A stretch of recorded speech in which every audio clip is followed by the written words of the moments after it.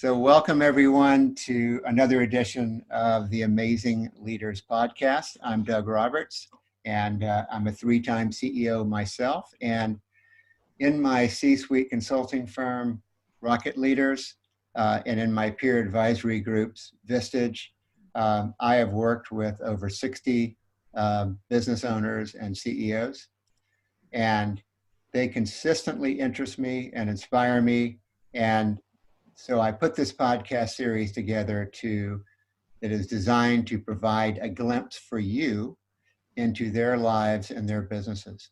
And I am particularly excited to have with us today, Arnold Leitner. Arnold is founder and CEO of YouSolar. Welcome, Arnold. Well, thank you, Doug, for having me on the show. Yeah. Well, I can tell you, having spent some time with Arnold before the recording of this podcast, that he's funny and interesting and brilliant. So we look forward to hearing all of that, Arnold. Not to put too much expectation on you today. Why don't we start? Let's just give me a summary of YouSolar. Yeah. So we started YouSolar with the realization that the biggest impediment to global penetration of solar and widespread adoption is just the fact that current solar systems really depend on existing utility systems to operate. You have heard that people were excited to have a grid-tied solar system before batteries even, and the grid goes out and they were disappointed that they had no power. That's structural, that's by design to make sure that the line workers are not electrocuted by solar systems putting power on lines, and there are other reasons around it. But there's another thing that is equally important, that even if they were able to what they call island, be running independent of the grid, they often don't have enough power. And so the last mile of the entire renewable energy space isn't the delivery of energy, really. Of course, that's fundamental. It is the ability to deliver power. Power to start air conditioners, power to run well pumps, power to do anything really productive and useful other than keeping the lights on. And that observation led to the battery. And you would think, okay, well, obviously you need a battery to store energy. But yes, that is true. But the game-changing introduction of lithium batteries into the market hasn't really been the energy storage. It has been the fact that they have continuous high power. And now you can have a solar system, which you can think of that windmill out in the prairie, turning all day, trickling the energy into the battery. The battery stores it. But then also in one gush, it can deliver that energy in a high power burst, which is what you need to run a house. And to give you just one metric that's almost universal that makes this all clear, is that the peak load of a house is about 10 times higher than your average consumption. So your solar array was laid out to net meter you, right, to get you zero neutral. So it was laid out to an average produce your average consumption. But your peak demand in your house is actually 10 times higher than that. So you can see that without a battery, never mind the energy storage at night, without a battery delivering that burst of power to start up that microwave or start up the pump in your air conditioner, a solar system could never run a house.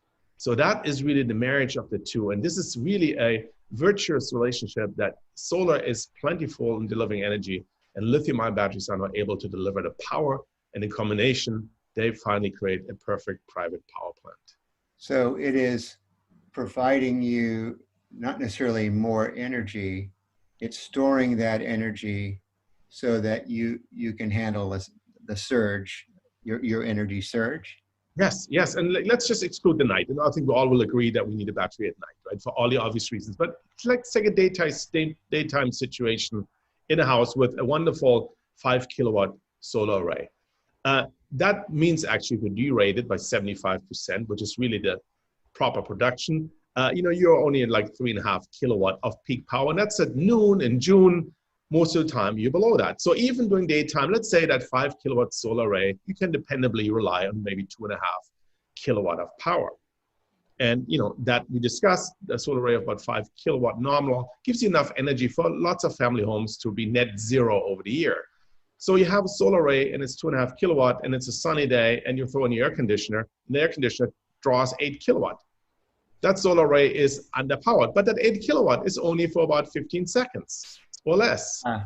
And then when the air conditioner runs continuously, it may only draw, 500, 800, or 700 watts, and then it can operate. And that's where the battery comes in. I had, in just preparing for our podcast, I had read some statistics about how a house runs on about 27 to 28 kilowatts a day. Is that not correct? So a house, that would be kilowatt is a measure of power. The energy is in kilowatt hours. Yeah. And I unfortunately don't think in days. So you might be better in mathematics. So I would say a home has, usually not more than a kilowatt of average load. So yeah, that's about 2.5, 2.5 kilowatt hours a day. Yes, so that. And so you're storing, so if I apologize, 25 kilowatt hours a day. So if you are storing, so somehow you've got to store that energy that comes in through the solar array, whether you have solar panels on your house or what have you. And so your product, I think, is Powerbloc, right? So the Powerbloc is taking that energy that comes in through the solar and storing it. Yes. And then it is, but it's also providing enough energy for a surge. Yes. But it still has that leftover energy. Perfect. So let's stick with that 25 kilowatt hour number. So that's about a kilowatt of load, 24 hours, in our math is about 25 kilowatt hours. The reason I'm saying that is because batteries come in 5 kilowatt hour increments. So that would give you 5 batteries in a Powerbloc, which deliver 24 kilowatt hours, and which is about 1 day of energy storage. Okay. Now, that battery can deliver, in our case, 20 kilowatts of power. So there you have a home. You have about a day's worth of electricity stored in your battery at average consumption. And at the same time, you have 20 kilowatts of power to run high power appliances when they start up. That is the magic. And that is, of course, paired with a high power inverter that you need. And our inverter has a 16 kilowatt continuous power rating and 32 kilowatts peak. Yes. Okay. So a lot of people in this space, a lot of press has been given to the Tesla, right? And the Tesla Powerwall, if you will. How does the Powerbloc compare to that? Do they do the same thing, or are they designed to do different things? How does that? Yeah, so both has the word battery in it, but they're very different systems. So the Tesla Powerwall, for example, is a 13.5 Tesla Powerwall 2, the latest model, a 13.5 kilowatt hour battery, but it only has 5 kilowatt of continuous power and 7 kilowatt of peak power. That is, for most applications, not enough to really be backup. That allows you during an outage to run your lights in your refrigerator, which means you have to subdivide circuits in the house. But if you were making a mistake, and I speak from experience, and you were to go and run the microwave while someone in the house just makes a toast, you would overload the inverter. This is meant to be true backup power to make sure that the fans run, the lights are on. It is not a primary power supply. That's the first distinction between the two, and a very big one. And that's a huge light bulb for me, Arnold, because that's how it's built. As now, you can be independent from the grid. Yeah, it is. Right. And what you're saying is, no, you can't. You can if you're just adding up kilowatt hours, but you can't if you're looking at surge capacity. That's right. And the last mile of all residential solar independent power is all power. So you have to build a very high power system. And the Tesla Powerwall and Sonnen and other products, Brightbox, they will work for people when there's an outage and they just want to have some lights on. But it's not a product for people that live in humid areas in Florida and need to run the air conditioner. But it doesn't work for grandma in their apartment building when the air conditioner goes out for 5 days. For them, air conditioning is critical, and an air conditioner will draw 3.5, 5 kilowatts when they turn on.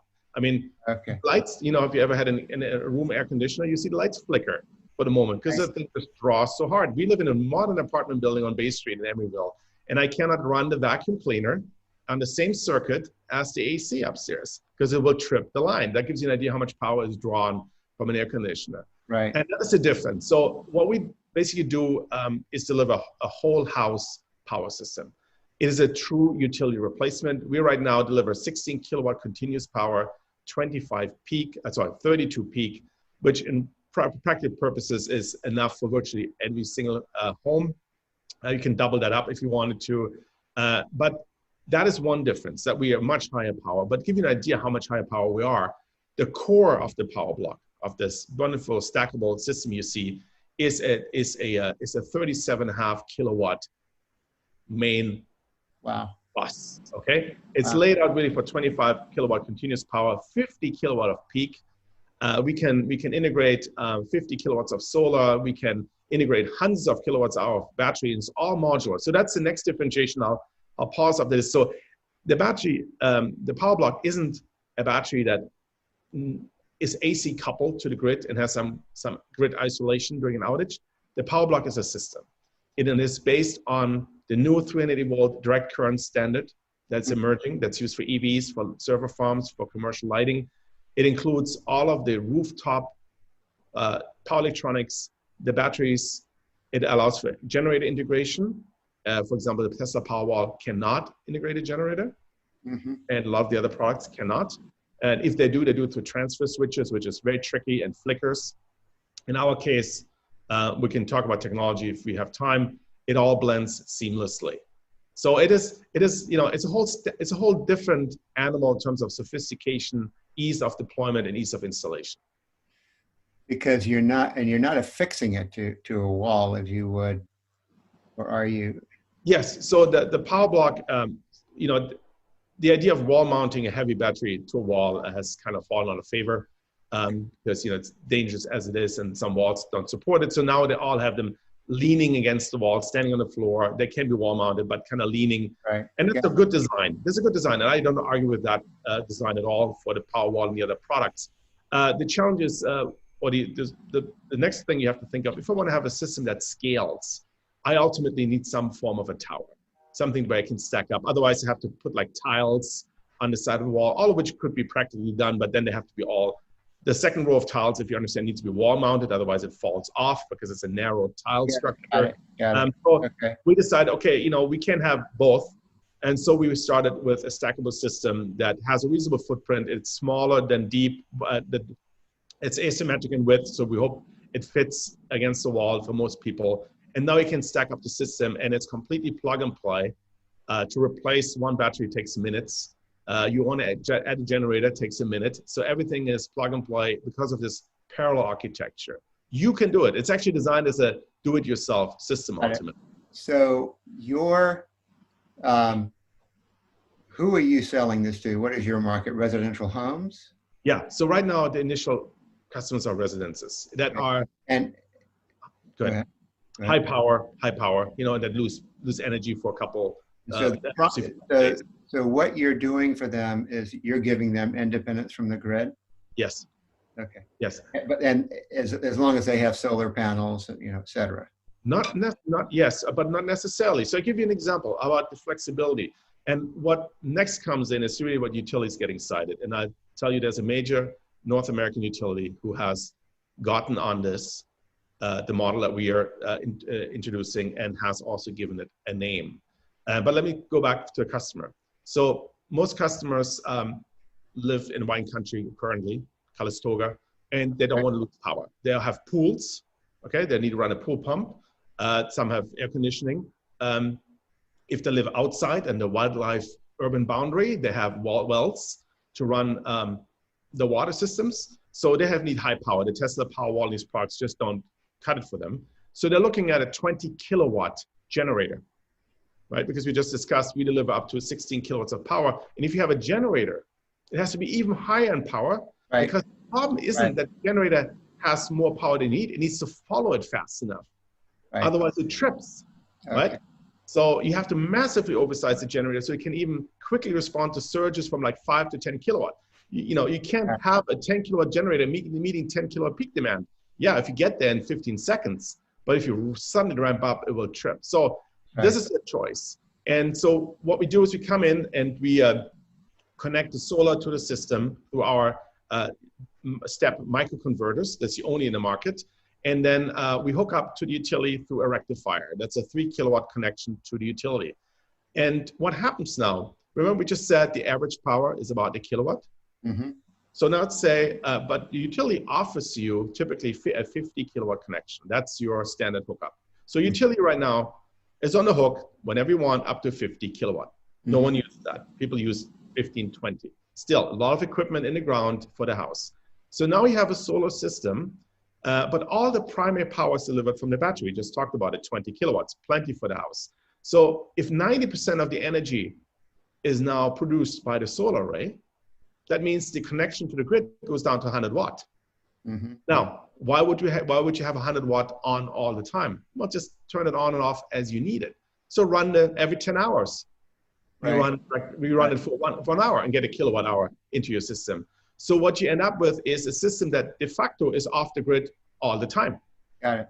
Yep. So when a grid outage happens, there's no difference. So so how do you compare in price? Very well. One of the unique things about YouSolar is that we own all the intellectual property. We make all the power electronics. Everything is OEM. Our inverter is 10 times lighter than the current competition. We started from blank slate, didn't have any legacy technology, and just built the ultimate system. Price-wise, we're very competitive. We have great access to low-cost lithium iron phosphate batteries, which last twice as long as the nickel, manganese, cobalt, I think C is cobalt batteries that have wider temperature range. So yeah, we are cost competitive, and so we benchmark, but right. At the same time, we deliver more performance. Right, exactly. So why'd you start YouSolar? Oh, it was, there was, we had a little earthquake here in 2012, rumbled underneath my office. And I realized, well, then I saw people coming together trying to charge their phones with some gracious person who had a solar charger. And I decided I'd get myself a solar charger. And I plugged in my cell phone and I leaned back and said to myself, well, what about the fridge in the house, right? And then I'm like, okay, why not the whole house? And then I looked into this and realized, well, none of the current solar systems operate when there's an outage. And then more so, this is 7 years ago, more so, they don't even have the power. Because I'm a physicist, so I did some math and realized they don't have enough power. And then I decided, let's come up with a solution of a product that not just only works when the grid is out for earthquake or wildfire customers, but for all of the hundreds of millions of people out there who lose power all the time. Right. They have an earthquake every day for 5 or 6 hours. Or they just want to be off the grid. Yeah, or want to be off the grid. And I tell you, one of the things I hear a lot from customers is, if I already have a solar system, I want to know that I'm off the grid. What's the point? Because as I just told you, I can go to my local LNG choice aggregator and get 100% solar and deliver PG&E. So why would I put a solar on the roof and have the same product and I pay for it? If I do all of this, I at least want to be independent. Exactly. So we find that a lot of people really respond to. So Arnold, what is your vision for the company, the opportunity in front of you? Yeah, so California, the wildfire crisis has delivered us an opportunity, which is unfortunate for the people living in these areas, but fortunate for us because it's right on our doorstep. And we have a wonderful solution for them. And we're deploying them right now in a couple of projects and more to come this year. But the bigger vision is to take the product where really energy is needed the most and where we have the biggest challenge to meet all of our goals for climate change, which is emerging markets. 90% of all the electricity demand growth, the new incremental additions are all going to be in emerging markets. Like? Southeast Asia, Africa, mostly Africa, South America. And Africa, I think, is going to add 1 billion people in the next 3 decades. Yes. And we don't want them to start from scratch and do the same spoke and wheel infrastructure that we have that fails us in the wine country. And also, what you will find interesting is that the sum of equipment of a distribution system that no longer has to deliver 50 kilowatt, but 100 watt, plus the solar battery system on the back end is cheaper than a system without solar battery and delivering traditional power. Right. This is why some utilities are getting on this, some developers are getting on this. So here's a developer. You're developing 100 units. You look at a $30 million bill from PG&E to run infrastructure into this development. Right. You say, well, I can spend $20 million on YouSolar, and now my cost of PG&E is $5 million. So I save $5 million, and I tell all of my residences, if there's an earthquake, you're all going to be independent, resilient. You will have power. It's a no-brainer, right? And so we'll see a lot of development in that area, especially with new construction. So tell us about challenges that you face in building the company. We all face them, right? So yes, I built one. I know how it is. We got a great idea. What are some of the challenges for you to get widespread adoption? Yes. So first, briefly about getting to this point, and then about adoption. So what happened with the debacle of Cylinder and the collapse of the clean tech market? The venture capitalists who afforded analysts let them all go. And really what you had was you had a brain drain in the investment community. And those that still wanted to invest, family office and angels, didn't have the means of understanding what you're trying to tell them. You come in and say, I have an inverter that's 10 times lighter. They go like, what's an inverter, right?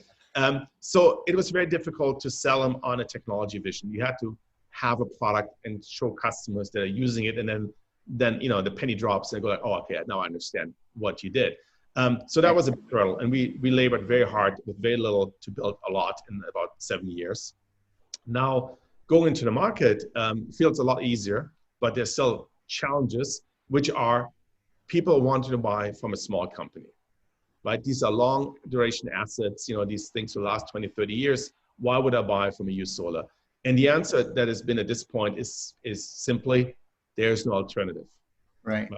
And you look nice, you have a nice haircut, even despite COVID-19, and your box is red, and I think you know what you're doing. So, humor aside, it really works. I have a lot of credibility in the industry, so I have my partners, and we have been able to get over that hump, but that's going to be one of the bigger hurdles, especially, remember, Doug, selling to the first true 10 believers is very different from having a mass product. People think they start sales and the first 10 people are the same as the next 100. No, those are entirely different people, right? Exactly. Different expectations, different customer service expectations. So right now with the true believers, with the people that take the time to understand, that work on personal relationships, we do well. But going to the next round will require partnering up with developers, with installers that provide some of the credibility and also assurances of service to these customers. I noticed that you had a very strong management and investment team. Yes. On your website. Yeah, I'm very happy. We have Mike Allman on the board. He was really the father of utility scale solar in the desert Southwest. He built the very first utility owned solar power plant. And we're a good team. Wow. So I also noticed that you are raising money. Yes. So we are on crowdfunding. Yes. Crowdfunding, and I love it. Tell us about that. So how do we crowdfund for you? Good. Go to startengine.com, which is one of the premier sites, Start Engine, and look for YouSolar. Just type in a Y, and I think we pop up right away. And so this is Rec CF, which allows also non-accredited investors to invest in the company, and which is beautiful because everyone can get a shot. And especially if you look at your stock portfolio right now or your CD, you might decide maybe $500 in alternative investment isn't so bad. Yes. And so we have done very well. We've raised almost $325,000 in just the first 3 weeks. And we have another 70 days to go to get to the million. And so invite everyone to go to Start Engine. There's a lot of information on the company, some very nice animations and videos. Animations show existing products, I may say. Right. And so, and the reason we chose crowdfunding is because lots of these investors are also potential customers, or at least will tell others about the company. So we also get a sense of market interest. Yeah. So Arnold, to your personal side, what is your story leading up to YouSolar? So yes, yes, it's a story so incredulous that I have to prove it. We had a library next to the arts room in my German high school, and they had these books. Remember how they had only some color pages in the center and the rest was black and white, and this was a book about energy. And I picked it up, and there was a photo that showed black and white, a train on tracks, parked on tracks, and said, well, this train holds nuclear materials, from a power plant, and will have to be sequestered for 100,000 years. And I was 12 or so, And I thought to myself, that's crazy, folks. That is never going to be an answer. So I decided, in my 12-year-old mind, that solar energy was going to be the future. And ever then decided that I will want to dedicate my interest in my life to solar. And I ultimately ended up doing a doctorate in superconductivity because unfortunately my research project in solar got defunded back in 93 by Congress. Right. The National Renewable Energy Laboratory lost a lot of its funding at the time. So, but then I returned and I wrote a seminal study for the US Department of Energy on the possibility of utility scale solar in the desert Southwest. I believe I gave the blueprint of how that would look like and what it would take. And I got an EB1 green card, which is called the Extraordinary Ability Green Card, and allowed me to then start my company. And which is when, of course, I met Mike Allman, who did build the very first utility scale project in the world. And so that is my story. And after my first company, Skyfuel, which was later sold to a Chinese company, a couple of years later founded YouSolar with the goals that we laid out in the beginning of this podcast. So it takes not only brains but kind of flexibility. If it's one thing to write to be an expert and to write a dissertation on such an incredible subject, it's another thing to build a company. Yes. Yes. Yeah. So I noticed that you're in an incredible video, and so how is that transition for you? I think I was always a bad physicist and a really good person. Although my thesis advisor would tell you that I was probably still good at my physics. Yeah, so one thing he acknowledged back then was always that my presentations, which can be a little bit dry in the physics community, mine usually tend to have colors in them. And so, yeah, I think looking back, I probably made a good choice becoming a business person rather than staying a physicist. But I take pride in my physics, and I think I applied well, and I probably was better than I make it out now. So it was relatively straightforward for me. But I will tell everyone who's listening to this podcast that the most difficult thing about a company, starting one, isn't necessarily having a good idea. If you have a bad idea, it gets weeded out pretty quickly. Mm-hmm. What's more important is not to say no to yourself. It's not to let insecurities, anxieties, this feeling, I'm not good enough, I'm too small, they all have better technology, Elon Musk will kill me, all those things, you have to not let them get to you, and simply let the market and investors and your customers give you the answer. And that is something that I would pass on to others. Don't say no to yourself. You really have to. Love it. The product will reveal itself. So your personal philosophy that kind of keeps you grinding would be believe in yourself. Don't say no. Do not say no to yourself. Yeah. Yes. Do not say no to yourself. I love it. Any productivity secrets that you can share? Yes. Oh, it comes to my thesis advisor, who himself started a very successful company in the technology space. He sold to Thermo Fisher, and I was in a laboratory. And sometimes as a graduate student, especially when you get thrown in a lab, you don't know what to do, right? You don't, you're trying to figure out which instruments to use, what your mission, what you really are supposed to accomplish. And he left with the sentence that if you don't know what to do something. So, so whenever you find yourself in a situation like, I don't really know what to do something. So organize your file, draw a logo, because in the process of doing it, you at least stay productive. And I bet you an hour into it, you'll find out what you actually have to do. So folks, Arnold Leitner, YouSolar, go on to startengine.com/YouSolar, or just look for YouSolar in the search bar. Absolutely, because this is a great concept. It is incredibly well engineered, and I'm going on there. So, well, thank you so much, Doug. Arnold, this has been wonderful. You have been one of the deepest technologically speaking CEOs that we've spoken with so far, in addition to being articulate and fun. So you've got all the bases covered. And I really appreciate your taking the time. Thank you, Doug, and stay healthy. I will do that. And happy. Thank you so much, Doug. Okay, bye.